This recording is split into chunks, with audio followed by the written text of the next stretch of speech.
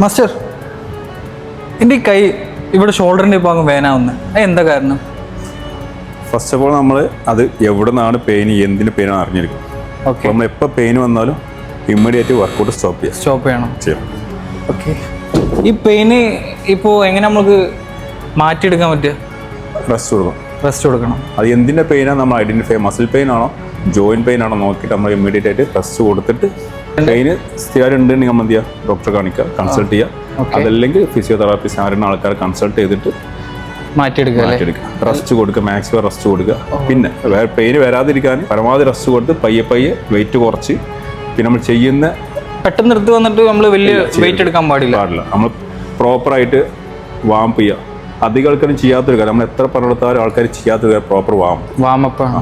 അതാണ് എല്ലാത്തിനും ഇഷ്യൂ ഉണ്ടാവുന്നത്. ചിലർ വീട്ടിൽ നിന്ന് ചെയ്തെന്ന് പറയും, ഡയറക്റ്റ് ഒന്ന് കളിക്കും.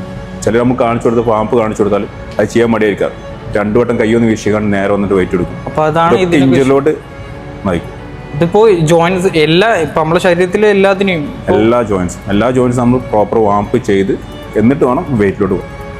അപ്പോൾ ഇതാണ് നമ്മളെ മാസ്റ്റർ പറഞ്ഞത്. നമ്മളെ ഏറ്റവും ഇമ്പോർട്ടൻ്റ് ആയിട്ട് ശ്രദ്ധിക്കേണ്ടത് എന്താ വെച്ചാൽ വാമപ്പാണ്. ഈ വാമ്പ് ചെയ്യാത്തതുകൊണ്ടാണ് നമുക്കിങ്ങനെ ഇഞ്ചുറി, ഈ പെയിനും കാര്യങ്ങളും വരുന്നത്. അപ്പോൾ ഇതേപോലത്തെ വീഡിയോസ് ഇനിയും ഉണ്ടാവും. അപ്പോൾ നിങ്ങൾ കൂടെ താങ്ക് യു സോ മച്ച്. ഇതേപോലെ നിങ്ങൾക്കും ചോദ്യങ്ങൾ മാസ്റ്ററോട് ചോദിക്കാനുണ്ടെങ്കിൽ കമൻറ്റ് ചെയ്യുക.